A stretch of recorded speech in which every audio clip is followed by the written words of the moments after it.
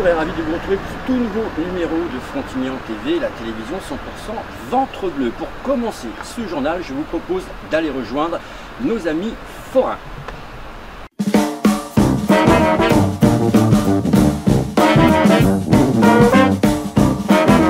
Oh, la fête est super, hein. Sébastien, bonjour. Donc vous êtes l'interface entre la municipalité et les forains. Donc aujourd'hui c'est l'ouverture à la Pérade de la fête foraine. Alors quelles sont les mesures que vous avez mises en place par rapport aux gestes barrières? Alors avec les gestes barrières, on a travaillé avec la mairie. Donc on a fermé tout le tour de l'enceinte de la fête foraine avec des barrières, de la rubalise, nos véhicules poids lourds qu'on pouvait mettre à disposition de la mairie. Vous prenez pour chaque manège, chaque forain s'est engagé à faire un protocole sanitaire, donc gel hydroalcoolique, masque conseillé pour les personnes qui veulent les porter, parce qu'on ne peut pas obliger les gens comme dans les magasins à les porter. Après nous avons fait des files d'attente avec des marquages pour que les gens ne soient pas les uns agglutinés sur les autres ensemble. Vous prenez les autotamponneuses cette année, on a mis un nouveau système de fonctionnement. Ils ont des barrières tout le tour pour pouvoir plus facilement gérer le monde et la population. Voilà, après on essaye de faire tous les gestes possibles qu'on peut. Prenez-nous tous les matins, ce matin on est tous venus désinfecter les manèges ensemble. Moi pour ma part j'ai le manège disco surf. Vous avez plusieurs places. Si c'est des amis qui sont venus ensemble, on les laisse s'installer côte à côte. Si ils ne se connaissent pas, on laisse une place ou deux places entre eux pour qu'on respecte les barrières sanitaires entre eux. Alors la fête elle dure de quand à quand? Alors on a commencé vendredi hier, il y a demain samedi et dimanche, on finira dimanche soir à 23h30. Est-ce que le monde est présent? À ma surprise, on avait peur que les gens soient réticents et à ma surprise, hier on a eu du monde. Pas le monde habituel parce qu'on n'a pas le bal, on n'a pas toutes les activités, mais c'est un bon début à l'étrier pour relancer notre économie et notre travail, quoi. Vous avez été inquiet? Moi, pour ma part, j'ai eu peur que toutes ces générations qu'on ait travaillé avant nous, pour nous donner ce qu'on a eu, parce que ça fait des générations qu'on est forain, que ça s'arrête d'un coup à cause d'une maladie, certes grave, mais nous, on s'est retrouvés les oubliés, quoi. On n'avait plus de travail. Si à l'heure actuelle, on n'avait pas poussé un peu avec le maire de Frontignan-la-Pérade qui nous a aidés et son équipe, on serait encore chez nous à l'heure actuelle, on ne travaillerait pas, on n'aurait pas de revenus. On est des entreprises, des petites structures, donc pour nous de redémarrer, même à moins grande vitesse que d'habitude, c'est énorme pour nous. Et après vous allez sur une autre commune? Et bien justement, grâce à l'ouverture de la fête de Frontignan-la-Pérade, ça a mis le pied à l'étrier. On a vu qu'on était capable de faire des choses, qu'on était responsable, qu'on est capable d'aider les communes, de travailler avec eux. Et du coup, là vous prenez le week-end prochain, le maire de Montbazin a été élu. Il est venu hier voir comment ça se passait. Et aujourd'hui, ce matin, on a été de très bonne heure là-bas sur place, voir tous les problèmes qu'on pouvait rencontrer parce que c'est pas les mêmes sites que dans chaque ville, c'est des sites différents. Et là, normalement, le week-end prochain, on sera à la fête foraine de Montbazin. Eh ben, on vous souhaite une bonne saison et d'avoir les touristes présents. Nous aussi, on espère que ça va bien se passer, que le virus, malheureusement, on espère qu'il ne reviendra pas. Et on voudrait remercier aussi la mairie parce que sans des gens comme monsieur le maire de Frontignan-la-Pérade et son équipe, tout cela n'aurait pas été possible. Et on voit le sourire des gens et des enfants. Et nous, on travaille pour ça, c'est notre vie, de voir les gens sourire et de voir les gens s'amuser.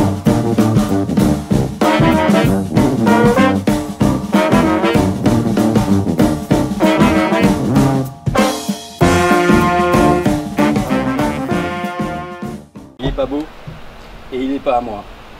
Allez, partons pour le deuxième reportage. C'était l'ouverture des cinémas tant attendus. On regarde ça.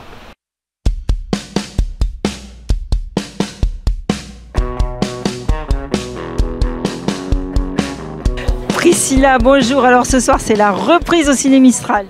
Oui, et vous voyez mon regard, je suis très heureuse, voilà, très très heureuse. On l'a attendu cette réouverture. Alors dans quelles conditions?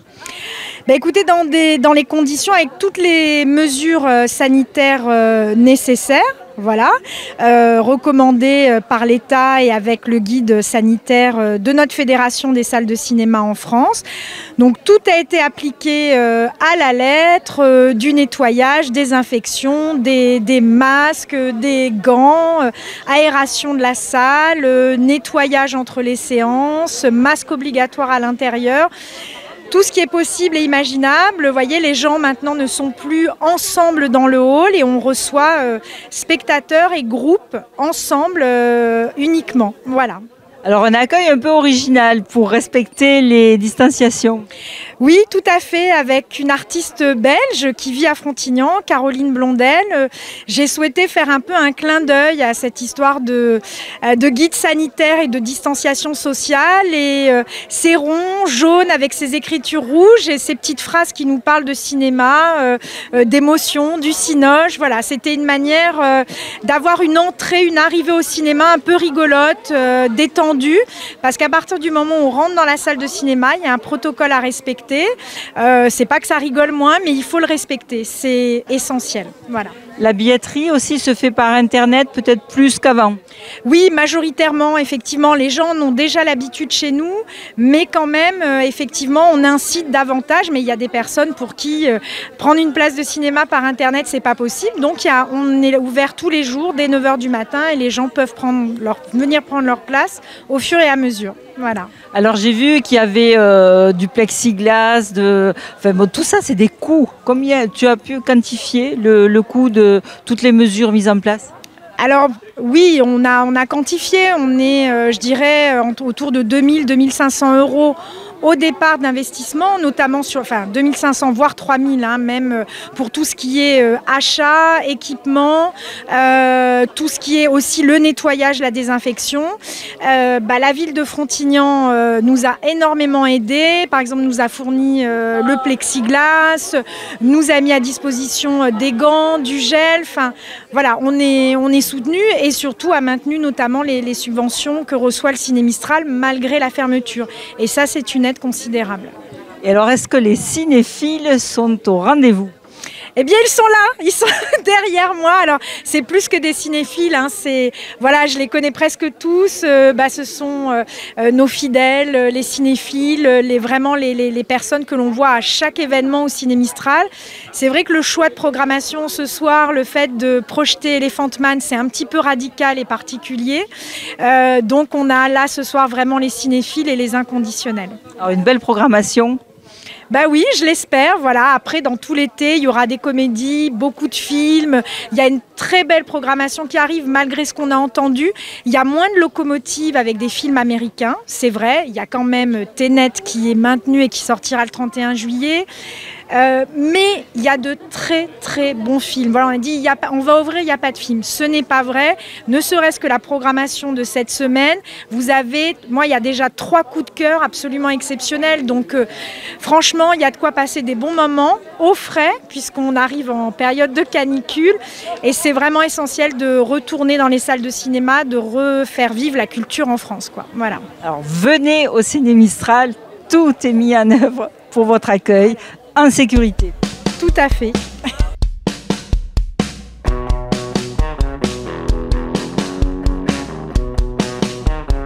Pascal, alors vous êtes au rendez-vous ce soir au Ciné Mistral? Et bien sûr, oui, je suis au rendez-vous. J'attendais ça avec une grande impatience. Voilà. En plus, je suis ravie de la programmation parce que Elephant Man, c'est un film que je n'ai pas vu depuis assez longtemps. Vous êtes sécurisé? Oui. Les mesures qu'a pris Priscilla, ça vous satisfait? Oui, ça me satisfait. Oui. De toute façon, je pense que maintenant, il va falloir qu'on arrive à vivre, à reprendre la vie avec les précautions nécessaires. Mais voilà. Donc non, je m'inquiète pas.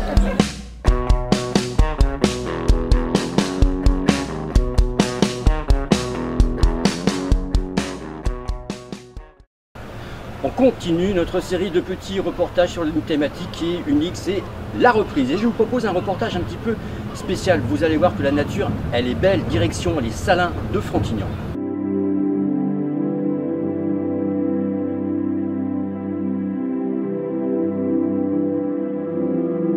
Laurent, bonjour. Alors Laurent, ce soir, vous faites une sortie sur les Salins. Oui, les Salins de Frontignan est une propriété du Conservatoire du Littoral. Les gestionnaires que sont 7 Algopoles et l'EID Méditerranée ont en charge donc de valoriser cet espace naturel remarquable parce qu'en fait on est dans une zone où l'activité salinière s'est arrêtée en 1968 et c'est devenu donc un espace naturel protégé majeur sur tout l'arc méditerranéen. parce qu'il y a les oiseaux migrateurs qui font la route entre l'Europe et l'Afrique, qui s'arrêtent à Frontignan, qui nichent, qui s'alimentent, qui se reproduisent, et par chance, si les oisillons ont le temps de grandir, tout ça, ça repart en Afrique, à la mi-juillet, disons. Et après, tout au long de l'année à Frontignan, sur les salins, on peut voir des flamants roses, des oiseaux sédentaires, notamment les flamants roses, des mouettes, etc. Et donc, c'est ce qui fait toute cette richesse. On est dans un milieu ultra salé, donc toutes les plantes ont un goût de sel, et on est en bordure de l'étang d'Ingrill. C'est un vaste périmètre, bordé donc par 2 sites remarquables que sont le bois des Aresquiers, le massif de la Gardiole, sachant que le site des Salins de Frontignan a une chance incroyable, c'est-à-dire que l'entrée du site des Salins est dans la ville. Voilà. Alors pourquoi vous faites ça au soir, donc que vous allez finir la balade de nuit? Alors on a fait pendant très longtemps des animations à 11h du matin ou à 17h, sauf que depuis 3-4 ans, là, avec le réchauffement climatique ou le changement climatique, on a des canicules incroyables. Et donc on a voulu adapter un peu l'animation et profiter un peu de la fraîcheur du soir. Ça a été que positif, puisque finalement ça nous a permis bien évidemment de continuer à voir toute la faune-flore qu'on peut voir sur les salins avec le soleil, les flamands et tout ce qu'on peut voir. Mais surtout on voit comment le salin va s'installer dans la nuit, et jusqu'à l'arrivée des premières chauves-souris à laquelle on peut écouter avec l'appareil que j'ai là pour écouter la fréquence. Et donc on voit l'importance aussi des bâtiments. On a refait les bâtiments dernièrement avec cette Agopole et tous les autres partenaires, et on a voulu faire des coquilles vides justement pour que ces bâtiments puissent accueillir donc des chauves-souris ou autres rapaces nocturnes. Et cette balade donc, elle permet en fait de voir un peu tout ce qu'on peut faire sur les salins de Frontignan tout au long de l'année, sachant que la lumière est 300 hectares de noir bien évidemment, et on voit vraiment l'importance du site naturel protégé, puisqu'on voit Frontignan plage, Frontignan, le Barnier, tout au loin on voit Sète, de l'autre côté c'est tout noir aussi, donc on voit finalement qu'aux portes d'une ville de 20 000 habitants, on a un espace naturel remarquable à disposition des gens. Et visite organisée par l'Office du tourisme. Oui, alors c'est l'Office du tourisme qui est en charge d'organiser la visite, et c'est l'EID Méditerranée qui propose la visite et qui l'anime. Voilà, c'est des visites payantes, c'est 6 € par personne, c'est gratuit pour les enfants d'au moins de 12 ans. Alors la particularité pour 2020, c'est qu'avec le Covid-19, on a réduit un peu le nombre de participants, de 20 on est passé à 9. Et on fait uniquement pour cet été, on a eu la chance de reprendre déjà, c'est déjà bien, et on fait uniquement la balade qui s'appelle le sel dans les étoiles. Allez, on vous suit. France aujourd'hui, le conservatoire littoral, si les salins de Frontignan font 230 hectares, le conservatoire protège environ 230 000 sur les 3 façades maritimes, Atlantique, Méditerranée et les Dom-Tom. Et l'objectif pour 2050, c'est d'avoir le 2/3 du linéaire français de protégé. Et donc c'est devenu donc une aire de repos et d'édification pour les oiseaux qui font la route entre l'Europe du Nord et l'Afrique. Alors là on est en pleine période d'édification où il y a tous les oiseaux africains qui vont repartir d'ici 15 jours. Bon, moi je suis comme passeur, si vous avez des questions, et si je peux y répondre, ça sera avec grand plaisir. L'idée en fait c'est que ce qu'on va voir aujourd'hui là, si vous allez au fin fond de la Camargue, c'est pareil, on verra les mêmes oiseaux, les mêmes plantes, c'est le même milieu en fait. Hein, voilà, on est dans les mêmes zones humides, donc ce que vous pouvez voir aujourd'hui ici, ben, vous le verrez sans doute partout ailleurs. D'accord? D'accord. Okay. Allez, c'est par ici. L'influence du sel n'a rien à voir sur les oiseaux qu'on peut voir. Pardon? L'influence que c'est un ancien marais salant n'a rien à voir sur les types d'oiseaux qu'on peut voir.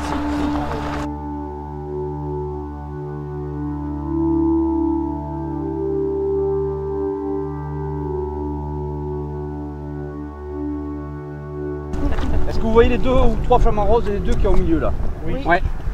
Alors, Ouais. j'aurais pas dû vous le dire. Ah ben je ne dirais pas, sinon. On est d'accord. Alors, à votre avis, quelle est la hauteur d'eau que vous avez au niveau des flamants roses là-bas? 50 cm. 1 mètre, 1 kilomètre, 1 centimètre? 50 cm. 50, ouais. 50? Ouais. Quelle hauteur ça fait un flamant rose à peu près? Sous patte? 80. 1 mètre. Ouais. De pattes Donc les à pattes tête, elles sont comme de ça. pattes à tête 80. Dans la table il y a ça d'eau, vous voyez? Partout, tout autour de vous là, il n'y a pas 20 cm d'eau en ce moment, au mois de juillet, d'accord? Il n'y a pas 1 mètre d'eau, c'est pas la piscine, voilà. 20 cm 20 cm d'eau. Vous voyez ces deux oiseaux qui volent là? Ce sont des sternes. Des sternes naines. Voilà, ça arrive pour la plupart d'Afrique du Sud. J'adore ça. Et ça vient, voyez, ça plonge. Ah oui, Voilà. rouge. On va avancer.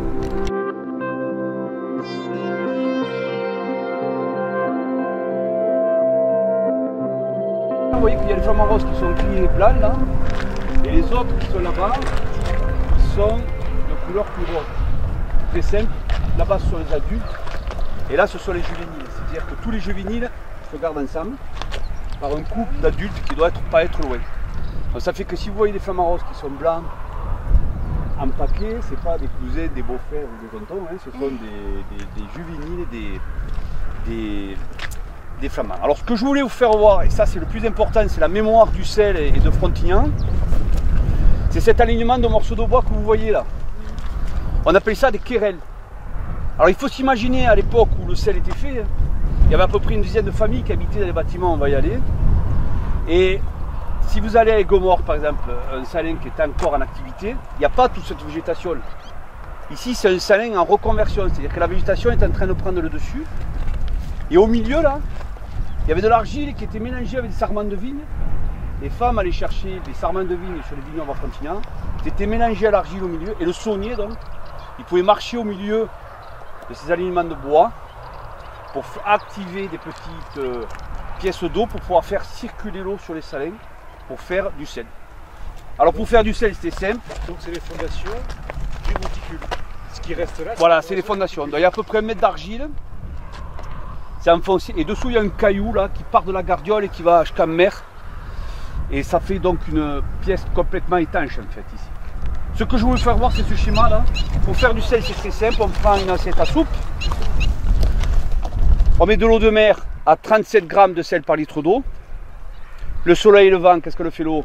Elle s'évapore et il reste le sel. Donc là, l'eau il la faisait circuler sur 22 km pour être récupérée autour des bâtiments. Donc ce qu'on voit là, ce sont ces alignements de morceaux de bois qu'on appelle des jeux. Donc, vous voyez, il y a le jeu des pieds, le jeu, etc. Et le but du jeu du saunier, sans appareil électronique, c'est de passer de 37 grammes de sel par litre d'eau à 290. Pas 320 ni 260, parce que 290, le sel était beaucoup vendu pour l'alimentation et l'industrie, et c'était le taux de sel qu'il fallait.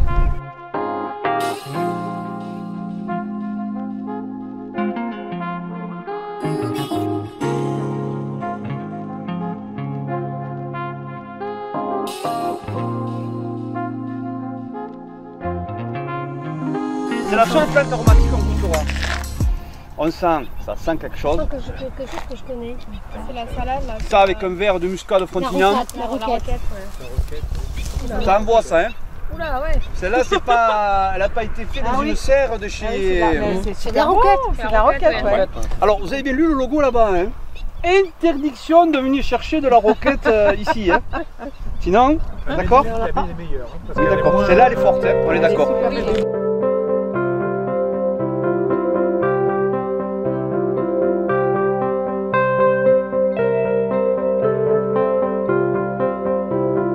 Sur la partie eau douce qu'on a un peu plus en haut, on a des jambes qui jettent des tortues, qui achètent ça dans des animaleries, et donc on se retrouve avec une espèce de faune qui n'a rien à voir avec le milieu et qui perturbe l'autre bien évidemment.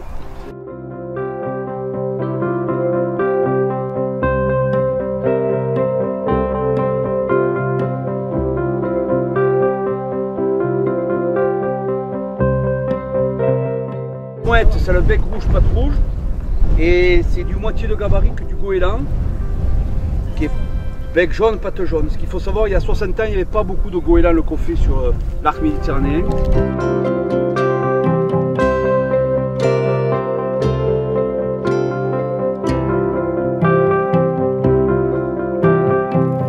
Les oiseaux c'est comme les baleines et les tortues, ça se sert des champs magnétiques pour pouvoir se repérer. Donc en fonction de la puissance du champ magnétique, il sait mesurer le champ magnétique dans son bec. Donc il sait qu'à Frontignan le champ magnétique il est de temps, au Maroc il est de temps et en Belgique il est de temps. Donc quand il arrive ici, non seulement il a les amers naturelles pour se repérer, Mais en plus, il a cette base magnétique à lui, ce gène magnétique qui permet de retrouver le même endroit. Vous serez capable, vous, ce soir, de partir tout seul là au Sahara, sans la carte bleue et le téléphone? Avec les étoiles. Avec les étoiles? Non, ça c'est un oiseau. Une mouette. Un oiseau, d'accord.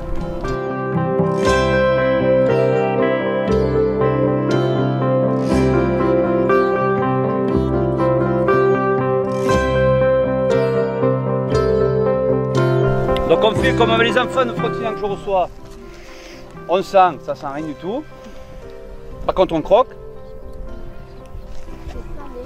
Et là on s'aperçoit que c'est salé. Salé. Mais c'est un goût de citron aussi. Oui. Non mais c'est surtout axé sur le sel. C'est ce qu'on appelle donc de la D'accord. Voilà. Donc là elle est à maturité, elle a beaucoup d'années là. Alors que pour celle-ci, salicorne. Vous avez bien compris que vous ne venez pas en chercher ici, hein. Vous allez où vous voulez, mais pas au Salin de Frontignan pour venir en chercher. Vous voyez cette plante argentée là? Alors, il n'y a plus le soleil, non, celle-ci là. Là, la verte qui est par terre là.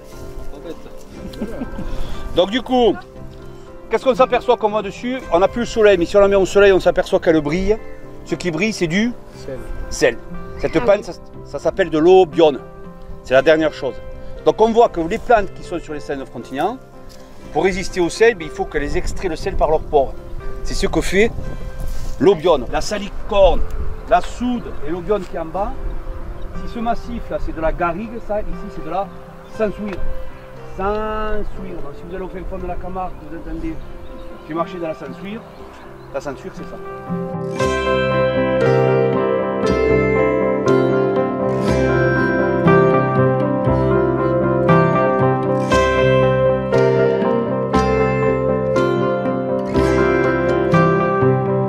Bienvenue donc à l'étang d'Ingrid.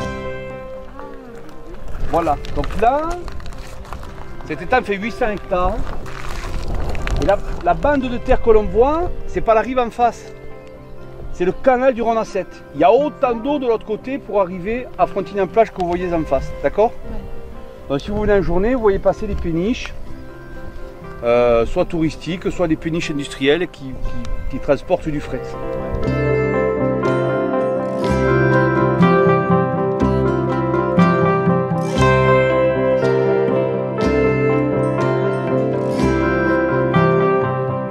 Donc l'étang est divisé en deux parties. La partie nord, plus sauvage, et la partie sud, qui est un peu plus pratiquée dans les activités sportives.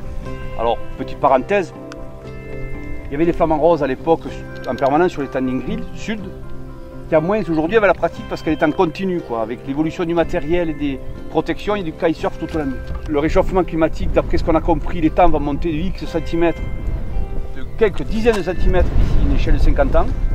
Donc ça fait qu'à chaque tempête, la digue qu'on a, qui protège tout l'ensemble des salins, eh bien, malheureusement elle est érodée. Et on est en train de réfléchir de quelle méthode on va pouvoir protéger la digue, parce que si la digue elle casse, l'étang, l'eau que vous avez ici à l'Ingrid, vous la retrouvez là où on est garé avec les voitures, hein, c'est-à-dire à 1 km au-dessus.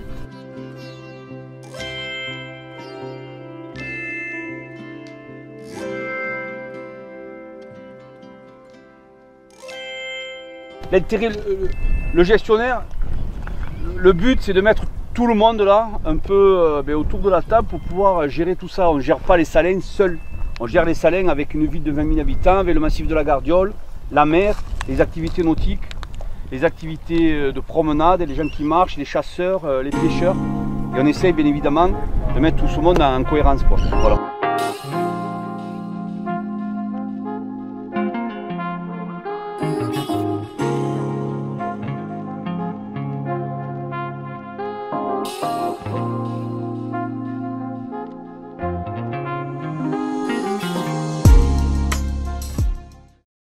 Et pour le dernier reportage, je vais demander à Brigitte, qui est cette fois-ci caméraman, de tourner un petit peu pour vous faire voir juste ici. Regardez bien, où sommes-nous?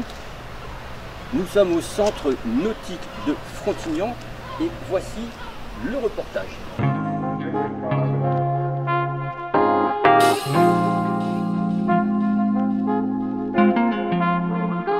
Arnaud, bonjour. Aujourd'hui, le centre nautique ouvre. Alors, qu'est-ce qu'il y a comme nouveauté dans les activités? Bonjour à tous. Écoutez, on est heureux aujourd'hui d'ouvrir le centre nautique et notamment notre espace forme santé et bien-être. Avec toutes les nouveautés, c'est toujours les activités que nous mettons en place avec du public divers et varié, à savoir des adultes et des enfants. Alors avec la partie nautique, la voile, le canoë, le paddle et autres activités, également la plongée. Et puis toutes les activités, on va dire, santé et bien-être sur notre espace forme qui ouvre aujourd'hui. Et ça ouvre en retard par rapport aux autres années? Ah non, comme les autres années, le 1er juillet jusqu'au 31 août. D'accord, donc vous, le confinement n'a eu aucune incidence sur vous? Si, malgré tout, elle en a eu, puisqu'on est obligé de limiter jusqu'à nouvel ordre les activités à 9 personnes pour respecter tout le protocole sanitaire et les gestes barrières.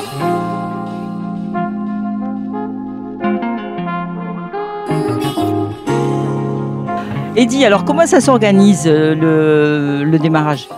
Alors bonjour à tous d'abord.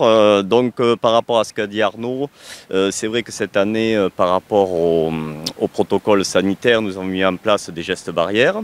Donc ça commence à l'accueil, où les gens vont devoir respecter une distance qui est prévue par rapport à ces gestes barrières, le lavage des mains, une personne à l'accueil uniquement, pas pour éviter les rassemblements dans l'accueil.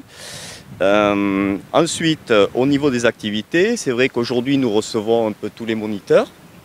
Donc à la voile, nous avons un renfort de 6 saisonniers moniteurs voile, sur lesquels ce matin le responsable, le chef de base, va les briefer pour leur expliquer un petit peu les gestes barrières à respecter, donc pas de vestiaire, un équipement pour chaque enfant. Donc chaque enfant aura son gilet. Il aura son shorty et on lui attribuera un équipement pour la semaine. C'est-à-dire que le lundi, il aura son équipement qui sera rincé tous les jours et jusqu'au vendredi, il aura le même équipement. Après les activités, nous avons la plongée aussi, où la plongée, déjà ils étaient déjà habitués à ce genre de problématiques parce que la plongée demande déjà de désinfecter les détendeurs, puisque les enfants ont le détendeur ou le tuba dans la bouche. Donc là-dessus, ils ont des virucides qui permettent d'éviter la contamination. Donc là, au niveau de la plongée, ils ont tout prévu. Et pareil, canoë et paddle, donc là, il va y avoir aussi tout un protocole à respecter pour rassurer les parents et évidemment éviter la propagation de ce virus qui nous a touchés cette année.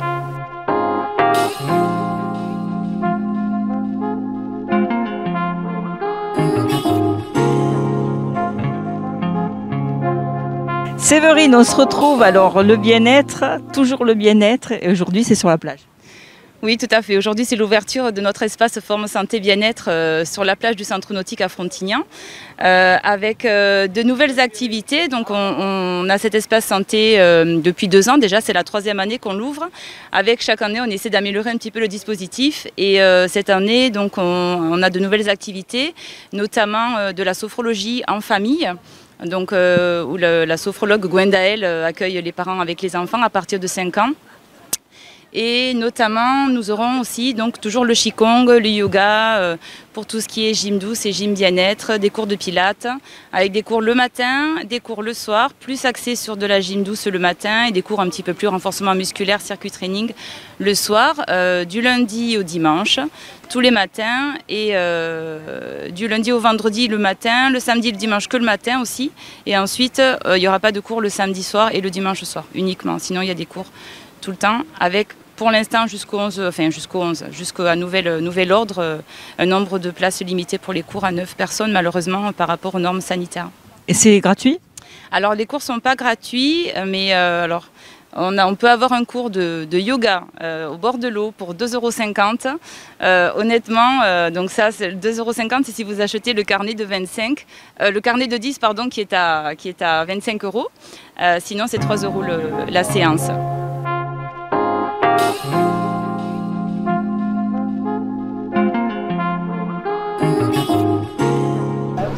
Donc vous êtes du coin ou Ouais. D'accord, sur Frontignan Sur Vendargue. Sur Vendargue ouais. Bon, ça va, ça fait pas trop loin. Non, c'est pas loin. Bon, puis c'est un bon job là. Ouais, bah, c'est cool en plus. Ouais. Et c'était tu as de la famille à Frontignan, c'est ça. parce que là j'ai mes grands-parents. Ah, d'accord, là à côté. Je viens tous les ans depuis que j'ai 1 an. D'accord, donc nourri, logé, en plus un job, c'est fabuleux pour la saison. Bon, bah c'est bien, bienvenue au centre nautique. Merci. Parce que c'est simple de faire du paddle, parce que j'en entends qui disent en 5 minutes on maîtrise, et d'autres qui disent que c'est beaucoup plus compliqué que ça. C'est l'équilibre. Mais à partir, plus tu es détendu et plus c'est facile. Les gens, ils ont peur de tomber à l'eau, mais tu dis, mais au pire, t'es mouillé, il n'y a rien d'autre, tu vois. Donc une fois que, presque je les pousse même à tomber de suite. Comme ça, voilà, c'est fait, t'as vu, t'es mouillé, c'est tout. Maintenant t'es détendu, on va pouvoir faire ce qu'il faut faire.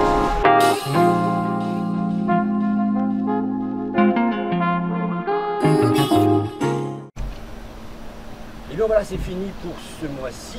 Frontignan TV 100% ventre bleu. Je vous donne rendez-vous le mois prochain pour de toutes nouvelles aventures. Portez-vous bien, passez de bonnes vacances et rendez-vous à Frontignan.